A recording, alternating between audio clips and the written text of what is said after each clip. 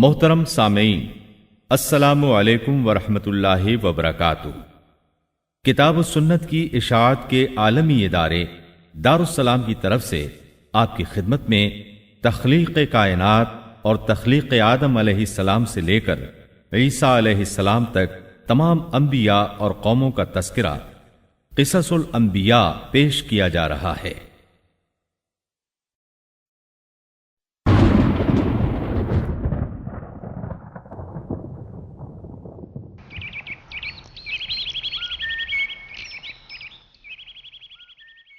اللہ تعالیٰ فرماتے ہیں، اللہ خالق کل شیء وہو علی کل شیء وکیل۔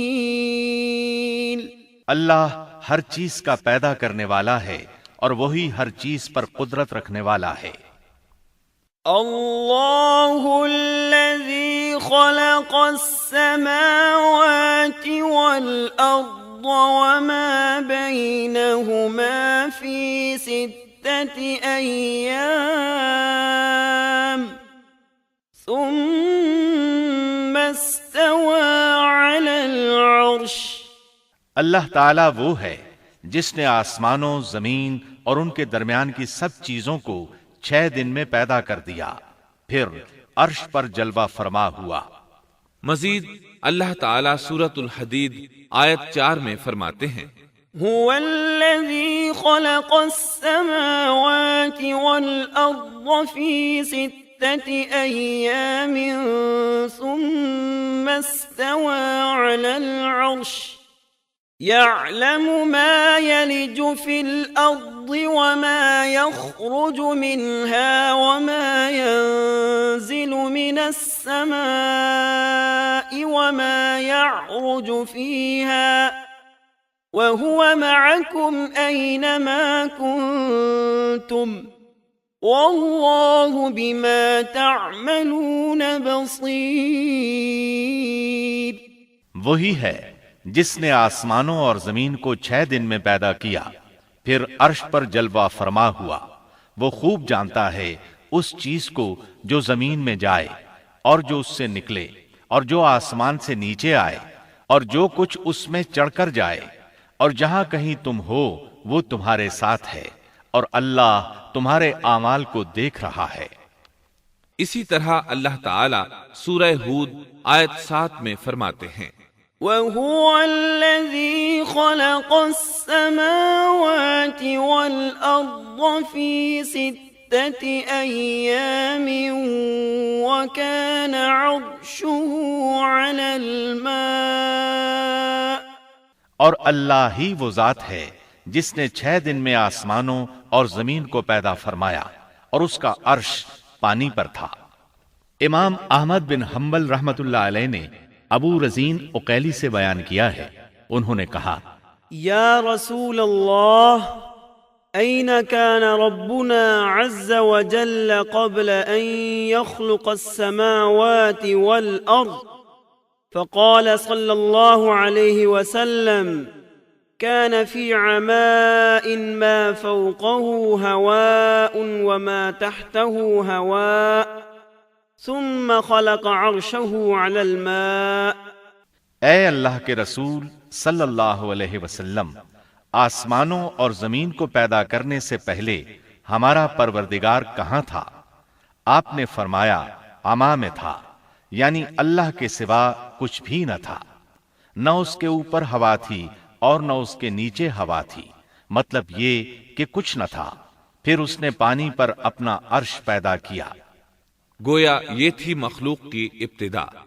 امام احمد، امام ترمذی، امام ابو داود اور بہت سے دوسرے محدثین رحمہم اللہ نے سیدنا عبادہ بن صامت رضی اللہ عنہ کی روایت بیان کی ہے۔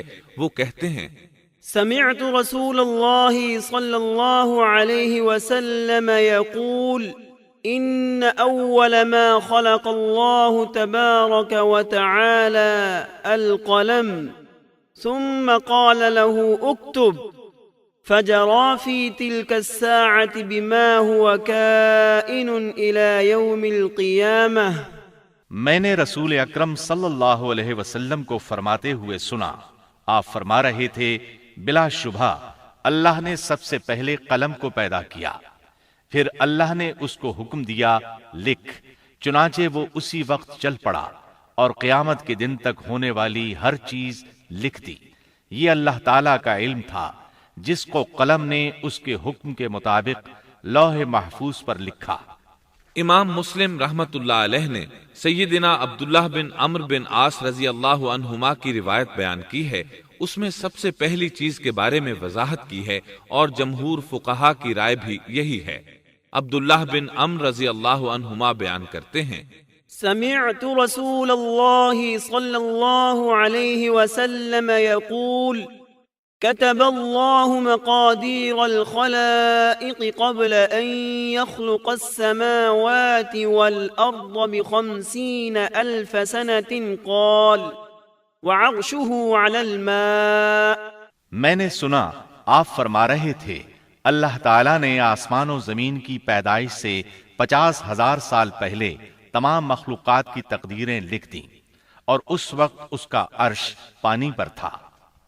اس حدیث مبارک سے واضح ہو گیا کہ سب سے پہلے پانی اور پھر پانی پر عرش پیدا کیا گیا، پھر قلم کی پیدائش ہوئی، اس نے تقدیر تحریر کی، پھر آسمان اور زمین کی تخلیق ہوئی، اور جس حدیث میں آیا ہے کہ ابتدا میں قلم کو پیدا کیا گیا، اس کا مطلب یہ ہے کہ اس جہان کی مخلوقات میں سب سے پہلے اس کا نمبر ہے، نہ کہ باقی تمام جہانوں کی مخلوقات میں پہلا نمبر ہے، اور اس کا تذکرہ بخاری شریف کی اس حدیث میں ہے۔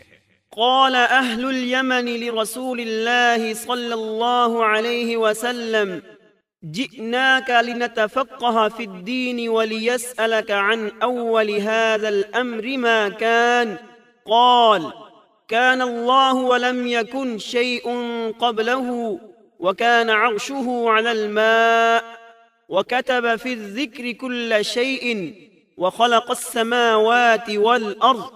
یمن سے آئے ہوئے ایک وفد نے رسول اللہ صلی اللہ علیہ وسلم سے کہا، ہم آپ کے پاس دین کی سمجھ اور ابتدائے خلق کے بارے میں پوچھنے کے لیے آئے ہیں، یہ کہ سب سے پہلے کیا چیز تھی؟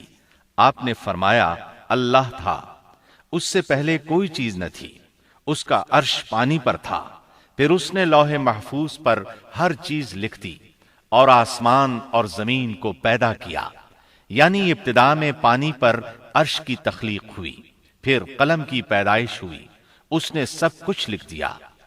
علماء کرام کا بیان ہے، قلم کے فوراً بعد لوح محفوظ کو پیدا کیا گیا، چنانچہ قلم نے لوح محفوظ میں ہر چیز لکھ دی۔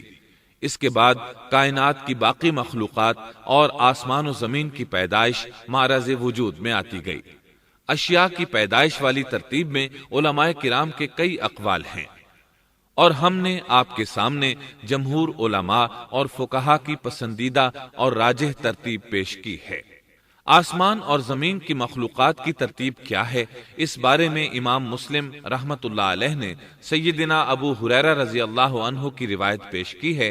وہ کہتے ہیں، أخذ رسول الله صلى الله عليه وسلم بيدي فقال خلق الله عز وجل التربة يوم السبت وخلق فيها الجبال يوم الأحد وخلق الشجر يوم الاثنين وخلق المكروه يوم الثلاثاء وخلق النور يوم الأربعاء وبث فيها الدواب يوم الخميس وخلق آدم عليه السلام بعد العصر من يوم الجمعة في آخر الخلق في آخر ساعة من ساعات الجمعة فيما بين العصر إلى الليل۔ نبی اکرم صلی اللہ علیہ وسلم نے میرا ہاتھ پکڑا اور فرمایا، اللہ تعالیٰ نے ہفتے کے دن مٹی کو پیدا کیا، اتوار کے دن زمین میں پہاڑ، پیر کے دن درخت، منگل کے دن تکالیف، مصائب، جراثیم اور بیماریاں، بدھ کے دن نور کو، جمعرات کے دن زمین میں چوپایوں کو پھیلا دیا، اور تمام مخلوقات میں جمعے کے دن کی آخری گھڑیوں یعنی عصر سے رات کے درمیان میں آدم علیہ السلام کو پیدا کیا۔ مطلب یہ کہ ابتدائے آفرینش میں جن مخلوقات کی تخلیق ہوئی ان میں سے آخری مخلوق انسان تھا۔ اس حدیث میں مختلف حالات کو نہایت وضاحت سے بیان کیا گیا ہے۔ اس سے بخوبی پتہ چل گیا کہ ابتدائی مخلوقات کی ترتیب کیا تھی۔ ان میں سے آخری نمبر آدم علیہ السلام کا تھا، جبکہ آدم علیہ السلام نسل انسانی میں سب سے پہلے اور تمام انسانوں کے باپ ہیں۔ انسانوں سے پہلے فرشتے اور جن پیدا ہو چکے تھے۔ صاحب عقل مخلوقات میں سب سے پہلا نمبر فرشتوں کا، دوسرا نمبر جنوں کا اور آخری نمبر انسانوں کا ہے۔ فرشتوں کا اصل ٹھکانہ آسمان ہے۔ اللہ تعالی سورۃ الشورى آیت 5 میں فرماتے ہیں، تكاد السماوات يتفطرن من فوقهن والملائكة يسبحون بحمد ربهم ويستغفرون لمن في الأرض ألا إن الله هو الغفور الرحيم۔ قریب ہے کہ آسمان اپنے اوپر سے پھٹ پڑے اور تمام فرشتے اپنے رب کی تسبیح اور تحمید بیان کر رہے ہیں اور زمین والوں کے لیے استغفار کر رہے ہیں۔ خبردار، اللہ تعالی معاف کرنے والا، رحمت کرنے والا ہے۔ مسلم شریف میں ہے، سیدہ عائشہ صدیقہ رضی اللہ عنہا سے روایت ہے کہ نبی اکرم صلی اللہ علیہ وسلم نے فرمایا، خلقت الملائكة من نور وخلق الجان من نار وخلق آدم مما وصف لكم۔ فرشتوں کو نور سے اور جنوں کو آگ سے پیدا کیا گیا اور آدم کو اس چیز سے پیدا کیا گیا جو تمہارے لیے بیان کر دی گئی، یعنی مٹی سے۔ فرشتوں کی تخلیق کے بعد جنوں کو پیدا کیا گیا۔ جنوں کو بھی انسانوں سے پہلے پیدا کیا گیا تھا، جیسا کہ اللہ تعالیٰ سورۃ الحجر آیت 27 میں فرماتے ہیں، وَالْجَانَّ خَلَقْنَاهُ مِن قَبْلُ مِن نَّارِ السَّمُومِ۔ اور اس سے پہلے جنات کو ہم نے لو والی آگ سے پیدا کیا۔ جنات کے بارے میں بہت زیادہ آیات و احادیث موجود ہیں۔ اللہ تعالیٰ فرماتے ہیں، خلق الجان من مارج من نار۔ اور جنات کو آگ کے شعلے سے پیدا کیا گیا۔ مارج آگ کے بھڑکتے شعلے کے کنارے کو کہتے ہیں۔ گویا جنوں کو آگ کی جڑ سے نہیں بلکہ آگ کے شعلوں کے کنارے سے پیدا کیا گیا ہے۔ قرآن مجید میں اللہ تعالیٰ نے ابلیس شیطان کا قول نقل کیا ہے، خلقتنی من نار۔ تو نے مجھے آگ سے پیدا کیا۔ اسی طرح پہلے بھی بیان ہو چکا ہے کہ اللہ نے فرمایا، والجان خلقناه من قبل من نار السموم۔ اور اس سے پہلے جنات کو ہم نے لو والی آگ سے پیدا کیا۔ یہ ہے جنات کی اصل اور بنیاد۔ ابلیس ملعون بھی جنات میں سے ہے، اور اس مسئلے میں کسی کو تردد اور شبہ نہیں ہونا چاہیے، اس لیے کہ قرآن مجید میں ہے، إِلَّا إِبْلِيسَ كَانَ مِنَ الْجِنِّ۔ اور ابلیس جنوں میں سے تھا۔ مطلب یہ کہ وہ فرشتوں میں سے نہیں تھا۔ حسن بصری رحمت اللہ علیہ فرماتے ہیں، وہ پلک جھپکنے کے برابر بھی فرشتوں کی جنس میں داخل نہیں ہوا، اور نہ ہی وہ کبھی فرشتوں میں شمار ہوا ہے۔ وہ جنات میں سے ہے کیونکہ اس نے خود اقرار کیا تھا، خلقتنی من نار۔ اے اللہ، تو نے مجھے آگ سے پیدا کیا ہے۔ اگر یہ فرشتہ ہوتا تو اس وقت کہتا اے اللہ تو نے مجھے نور سے پیدا کیا ہے، اس لیے ابلیس کا جن ہونا روز روشن کی طرح عیاں ہے۔ سیدنا عبداللہ بن عمرو رضی اللہ عنہما اور سیدنا عبداللہ بن عباس رضی اللہ عنہما فرماتے ہیں آدم علیہ السلام سے 2000 سال پہلے جنات پیدا کیے گئے، وہ ہماری اس زمین پر رہائش پذیر تھے۔ آہستہ آہستہ وہ فسق و فجور میں مبتلا ہو گئے۔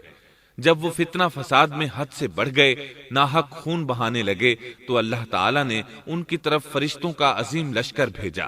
ان سے جنات کی زبردست مارکہ آرائی ہوئی۔ اس مارکہ آرائی میں فرشتوں نے جنات کو تہس نہس کر دیا اور وہ سمندروں کی جزیروں میں پناہ لینے پر مجبور ہو گئے۔ زمین کے ہر بر اعظم سے انہیں جلا وطن کر دیا گیا، چنانچہ آج تک ان کا مسکن یہی جزیرے اور عظیم مراکز ہیں۔ یہ واقعہ آدم علیہ السلام کی تخلیق سے پہلے ہو چکا ہے۔ احادیث مبارکہ میں ہے کہ ابلیس ملعون کا ایک تخت ہے اور وہ تمام جنات کا سردار اور حکمران ہے۔ اس کا شاہی تخت پانی پر ہے، اگرچہ اس کی متعین جگہ ہمیں معلوم نہیں۔ یہاں تک ذکر تھا سیدنا آدم علیہ السلام کی پیدائش سے پہلے کا۔ اب ہم ذکر شروع کرتے ہیں آدم علیہ السلام کا۔ اللہ تعالیٰ فرماتے ہیں وَمَا خَلَقْتُ الْجِنَّ وَالْإِنسَ إِلَّا لِيَعْبُدُونَ، اور میں نے جنوں اور انسانوں کو اپنی عبادت کے لیے پیدا کیا ہے۔ اللہ تعالیٰ نے ہمارے باپ کو کیوں پیدا فرمایا، ہمیں کیوں پیدا فرمایا؟ تاکہ ہم اس کی عبادت کریں، اگرچہ وہ عبادت کا محتاج نہیں، وہ تو بے نیاز ہے، البتہ ہم اس کے محتاج ہیں۔ اس کے اسماء بہترین اور حسین ہیں، وہ عالی شان صفات کا مالک ہے۔ اس نے اپنے ناموں کے آثار ظاہر کرنے کے لیے مخلوق کو پیدا فرمایا، رحمت کے آثار، قدرت کے آثار، جبر اور طاقت کے آثار اور حکمت کے آثار ظاہر کرنے کے لیے مخلوقات کو پیدا فرمایا، ورنہ وہ کسی چیز کا محتاج نہیں۔ آدم علیہ السلام کی تخلیق سے پہلے ہی اس بارے میں اللہ تعالیٰ کا فرشتوں سے مکالمہ ہوا۔ اللہ تعالیٰ نے فرمایا وَإِذْ قَالَ رَبُّكَ لِلْمَلَائِكَةِ إِنِّي جَاعِلٌ فِي الْأَرْضِ خَلِيفَةً، اور جب تیرے رب نے فرشتوں سے کہا میں زمین میں ایک خلیفہ بنانے والا ہوں۔ خلیفہ سے مراد ہے نائب، اور یہ کہ اس کی نسل میں سے ہر ایک دوسرے کا خلیفہ ہوگا۔ جبکہ سیدنا ابو بکر صدیق رضی اللہ عنہ نبی اکرم صلی اللہ علیہ وسلم کے خلیفہ ہوئے، سو اللہ نے ایک خلیفہ بنانے کا ارادہ فرمایا جو زمین میں حکومت کرے اور اس کو آباد کرے۔ چنانچہ اللہ تعالیٰ نے فرمایا هُوَ أَنشَأَكُم مِّنَ الْأَرْضِ وَاسْتَعْمَرَكُمْ فِيهَا، اللہ تعالیٰ نے تمہیں زمین سے پیدا کیا اور اسی نے اس زمین میں تمہیں بسایا ہے۔ اللہ تعالیٰ کا ارادہ ہوا کہ زمین کو آباد کروائے، جبکہ جن اس قابل نہیں تھے، کیونکہ ان میں اس قدر عقل و دانش نہیں تھی کہ زمین کو پر رونق اور سرسبز و شاداب رکھ سکیں۔ علماء جنات کے بارے میں کہتے ہیں ان کا سب سے بڑا عقل مند جن انسانوں کے 10 سالہ بچے کے برابر عقل رکھتا ہے، اس لیے زمین کو آباد کرنے کی صلاحیت اللہ تعالیٰ نے انسان کو بخشی۔ اللہ نے انسان کو بہترین ڈھانچے اور حسین ترین شکل و صورت سے نوازا، پھر اپنی روح اس میں پھونکی۔ فرشتوں نے اس سے سوال کیا قالوا أتجعل فيها من يفسد فيها ويسفك الدماء ونحن نسبح بحمدك ونقدس لك قال إني أعلم ما لا تعلمون۔ ایسی مخلوق کو کیوں پیدا کرتا ہے جو زمین میں فساد کرے اور خون بہائے، اور ہم تیری تسبیح، حمد اور پاکیزگی بیان کرتے ہیں۔ اس کے جواب میں اللہ نے فرمایا جو میں جانتا ہوں تم نہیں جانتے۔ دراصل فرشتوں نے کسی طرح معلوم کر لیا تھا کہ آدم کی اولاد زمین میں فساد کرے گی، خون ریزی کرے گی، لیکن انہوں نے یہ بات اعتراض کے طور پر نہیں کہی تھی، کیونکہ ایسا اعتراض تو گناہ ہے، اور فرشتے پلک جھپکنے کے برابر اللہ کی معصیت اور نافرمانی نہیں کرتے، جیسا کہ ارشاد ہوتا ہے بل عباد مکرمون لا يسبقونه بالقول وهم بأمره يعملون، بلکہ وہ تو نہایت معزز عبادت گزار ہیں، کسی بات میں اللہ پر پیش دستی اور سبقت نہیں کرتے اور اس کے حکم پر عمل کرتے ہیں۔ اسی طرح ارشاد ہوتا ہے لا يعصون الله ما أمرهم ويفعلون ما يؤمرون، اللہ کے حکم کی نافرمانی نہیں کرتے بلکہ جو حکم دیا جائے بجا لاتے ہیں۔ اس لیے فرشتوں کا یہ پوچھنا وضاحت طلبی کے لیے تھا، وہ تو انسان کے پیدا کرنے کی وجہ پوچھ رہے تھے، وہ زمین میں جنات کے اعمال اور کرتوت کا مشاہدہ کر چکے تھے، یعنی اللہ تعالیٰ نے انہیں پیدا کر کے اختیار دیا تو وہ فتنہ و فساد اور فسق و فجور میں مبتلا ہو گئے، اور اب ایک اور مخلوق زمین میں بسائی جا رہی تھی، تو اس بات کا امکان تھا کہ یہ مخلوق بھی ان کے نقش قدم پر چلے، اس لیے فرشتوں نے تعجب اور حیرت کی بنا پر یہ سوال کیا تھا، اور پوچھنے کا مقصد یہ تھا کہ کیا یہ بھی جنوں کی طرح ہوں گے؟ اس طرح انہیں یہ خدشہ لاحق ہوا کہ شاید ان سے اللہ کی عبادت میں کوتاہی یا کمی واقع ہوئی ہے، جس کی وجہ سے اللہ کو نئی مخلوق پیدا کرنا پڑی۔ اس لیے ان کی بات میں یہ بھی تھا کہ ہم تیری حمد اور ثنا بیان کرتے ہیں۔ بہرحال ان کے سوال کے دو مقصد تھے، کیا یہ جنوں کی طرح فساد کرنے والی قوم ہے؟ کیا ہم سے تیری عبادت میں کوتاہی ہوئی ہے؟ اس پر اللہ تعالیٰ نے فرمایا جو میں جانتا ہوں وہ تم نہیں جانتے۔ اس موقع پر فرشتوں کے ذہنوں میں ایک اور بات بھی آئی، وہ آپس میں کہنے لگے کہ اللہ تعالیٰ جو بھی مخلوق پیدا کرے گا وہ ہم سے زیادہ معزز اور عالم نہیں ہو سکتی۔ یعنی جب فرشتوں نے باقی مخلوقات کا جائزہ لیا، مثلا آسمان، زمین، پہاڑ، جن، چوپایوں وغیرہ کا، تو انہوں نے سوچا یہ ہم سے زیادہ مرتبے والی نہیں ہے، لہذا یہ مخلوق بھی پیدا ہو رہی ہے تو یہ ہم سے زیادہ مرتبہ نہیں رکھتی، یہ ہمارا خاص مقام ہے کہ اللہ کی تسبیح میں مصروف ہیں، کفر سے محفوظ ہیں، ہر حکم بجا لاتے ہیں، اللہ کے تمام احکامات پورے کرتے ہیں، آسمان اور زمین میں اس کا حکم نافذ کرتے ہیں، اور اللہ کے نزدیک ہم سب سے زیادہ شرف والے ہیں۔ لہذا اگر یہ نئی مخلوق انسان بھی پیدا ہو جائے تو کیا ہوا، ہم سے زیادہ معزز اور علم والی تو نہیں ہوگی۔ بہرحال جب اللہ تعالیٰ نے آدم کو پیدا کیا تو زمین کی مٹی لانے کا حکم فرمایا، چنانچہ اللہ تعالیٰ کے پاس مٹی لائی گئی۔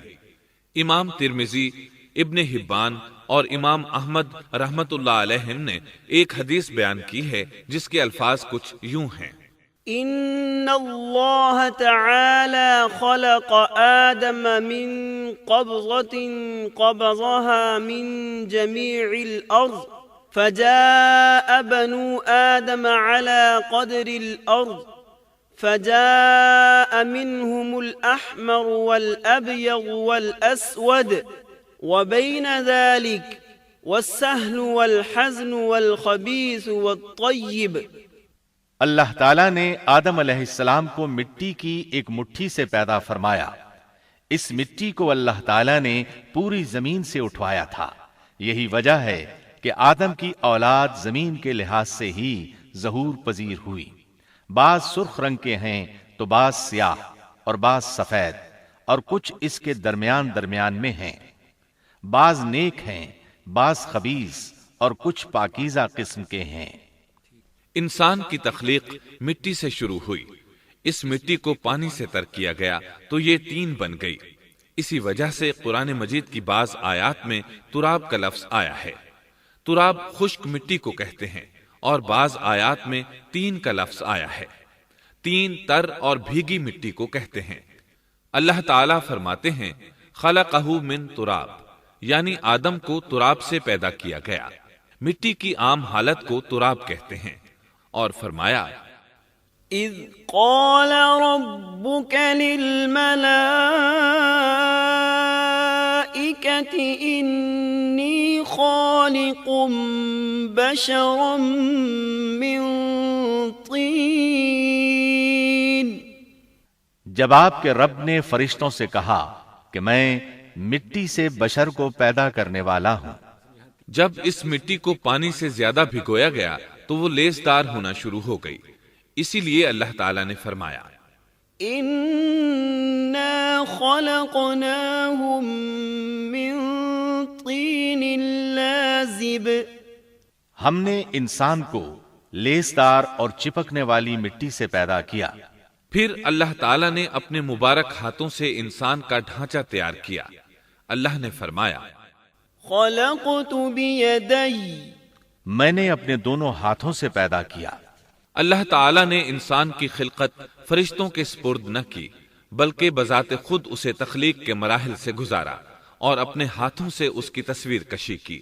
اللہ نے انسان کو پہلے ایک مورتی کی صورت میں ڈھالا، اس کے بعد ایک مقررہ مدت تک چھوڑے رکھا، یہاں تک کہ گیلی مٹی خشک ہو گئی اور اس کا رنگ سیاہ ہو گیا، بدبو آنے لگی، پھر وہ کھنکھناتی مٹی میں بدل گئی اور آخرکار آگ پر پکی ہوئی مٹی یعنی فخار ٹھیکری کی صورت اختیار کر گئی، جس سے مٹکے وغیرہ تیار کیے جاتے ہیں۔ سیاہ مٹی کو ہماؤن کہتے ہیں اور بدبودار کو مسنون کہتے ہیں، اور کھنکھنا کر بولنے والی مٹی کو سلسال کہتے ہیں، اور ٹھیکری کی طرح کی مٹی کو الفخار کہتے ہیں۔ مختلف آیات میں یہ الفاظ وارد ہوئے ہیں۔